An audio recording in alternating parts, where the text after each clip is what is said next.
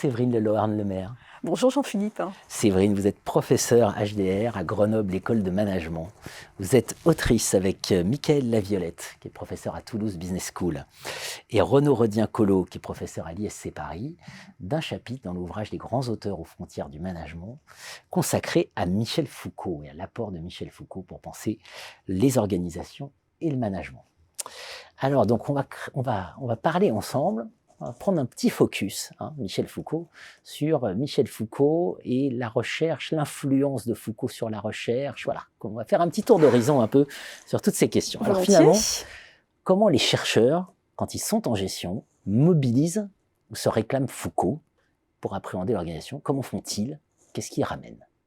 Alors, ce qui est assez paradoxal, c'est que les chercheurs qui ont commencé à s'intéresser en sciences de gestion à Foucault, ce sont des chercheurs anglophones qui ont commencé à s'y intéresser dès les années 1986, soit 2 ans après la mort de Foucault. Donc ils ont dû commencer à chercher alors que Foucault était encore en vie. Et ils ont utilisé dans le triptyque savoir, pouvoir, connaissance de soi, ils ont utilisé surtout l'aspect savoir, pouvoir, et ils ont travaillé surtout en contrôle de gestion. Donc les premières approches sont des approches archéologiques, qui retravaillent et qui reprennent l'histoire du contrôle de gestion quelque part, et qui vont essayer de montrer que certes, le contrôle de gestion est là pour contrôler les coûts, etc., et répond à une finalité utilitaire, si on peut voir, si on peut dire les choses ainsi, mais surtout pour imposer une sorte de norme entre, autrement dit, le sujet dans l'organisation de vérifier qu'il fait les choses correctement et de manière normative. Voilà. Donc ça va être le premier point. Ensuite, sans grande surprise, qui dit approche normative, évidemment on dit aussi approche de consommation. Donc dans les années, mais bien plus tard, on est dans les années fin des années 80, début des années 90, même début des années 2000, on a des travaux qui sont en marketing et qui s'intéressent sur le comportement du consommateur, comment il va consommer, comment il va dévier de la norme de consommation. Et puis plus récemment, on s'intéresse, le mode, et ça c'est plus la recherche francophone, va s'intéresser à la recherche en gestion des ressources humaines et comment le sujet peut s'affranchir de la norme ou jouer avec la norme. Donc, dis ça résumé parce que les travaux de Foucault, enfin les travaux en sciences de gestion qui empruntent Foucault, sont considérables. Assez innombrables. Donc en 3 minutes, je pense que je ne peux pas faire ça. Je ne vais pas relater tout ça. C'est tout à fait passionnant. Le point commun, c'est toujours quand même, on parlait du contrôle de gestion, on parlait du marketing, il y a une question d'émancipation qui se cache derrière, que revendique d'ailleurs Foucault sur l'émancipation du sujet. Alors oui et non, c'est-à-dire dans les travaux par exemple de Péqueux, de Hatchuel, etc. Oui, on a ce travail sur l'émancipation. Comment on fait pour s'émanciper d'une organisation qui impose des normes? Alors, ce qui est paradoxal, parce que finalement, Foucault ne définit pas réellement l'organisation. Et puis, les organisations sont changeantes. Et donc là, quelque part, paradoxalement, on en parle très très peu de ces choses-là. Mais ce qui est frappant, effectivement, c'est qu'il y a des figures petit à petit qui sont analysées et tout l'enjeu, c'est de voir quelles sont les figures des sujets qui parviennent à prendre de la distanciation par rapport à ces pratiques normatives, normalisantes. C'est absolument passionnant. Est-ce qu'on voit émerger aujourd'hui de nouveaux rapports individu-organisation, voilà, sur la base des travaux de Foucault? Est-ce qu'on met en évidence des choses nouvelles? J'ai dit des choses, délibérément j'ai dit des choses. Est-ce qu'on met des mots nouveaux sur des choses nouvelles?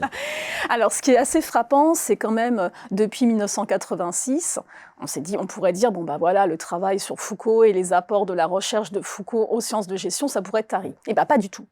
Vous regardez le dernier numéro spécial de Organization Studies qui est paru dans les années 2019, 2020, il y a encore 4 papiers qui sont sur Foucault. Donc c'est quand même relativement intéressant. Et ce qui est intéressant, c'est qu'au-delà des papiers parus dans Organization Studies, il y a des papiers francophones qui travaillent sur... Alors il y a 2 figures qui quand même émergent du sujet, qui arrivent à s'émanciper. Alors c'est pas réellement une émancipation vis-à-vis de l'organisation, parce qu'en soi, que s'émancipe ou pas, c'est peut-être pas le problème. Quoique, c'est en fait la prise de distanciation que l'individu peut prendre vis-à-vis de l'organisation et de la pratique normée. Donc quelque part, moi je le dirais avec mes mots, c'est la prise de conscience par l'individu qu'il y a des normes et de choisir librement cette distance que l'on prend avec la norme, 3 petits points ou pas.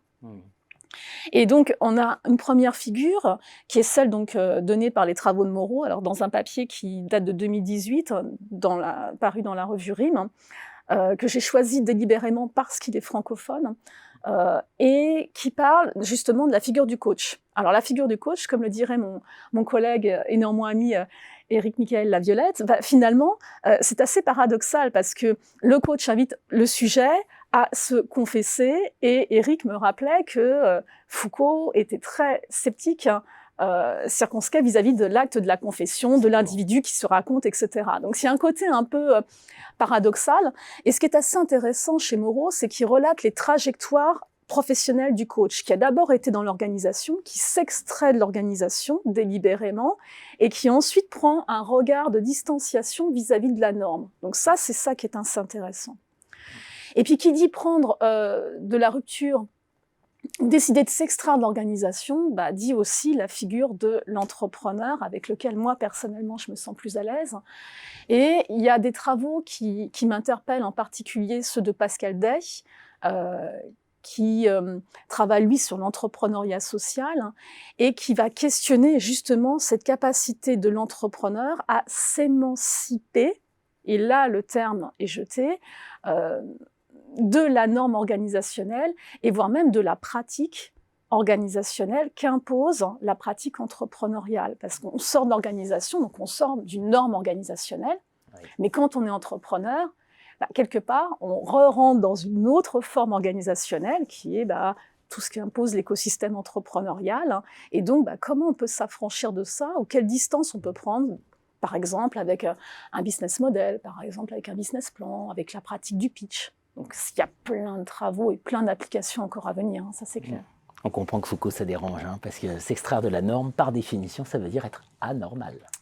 Et ne pas rentrer dans le système et fatalement avoir du mal justement à réussir. Et c'est là tout l'enjeu en particulier, par exemple pour l'entrepreneur. C'est comment on arrive à s'affranchir de cette norme et en même temps être connu par l'organisation comme étant un individu qui reste un entrepreneur au sens où la norme veut bien le définir. Oui, c'est tout le paradoxe, effectivement. Foucault, l'art de la transgression, pour penser l'art de la transgression au regard des normes établies. Exactement. Et je retiens de ce que vous venez de me dire, que j'ai en mémoire Foucault qui disait il faut s'acharner à construire un devenir homosexuel, puisqu'il était homosexuel, Foucault. J'ai envie de dire il faut s'acharner à construire un devenir francophone, si je vous suis bien, en matière de recherche. Ça sera votre conclusion, ça n'engage que vous, mais oui, effectivement, je le partage suffisamment. En tout cas, il faut un devenir aux frontières du management, ça c'est sûr. Exactement. Merci Séverine. Merci Jean-Philippe.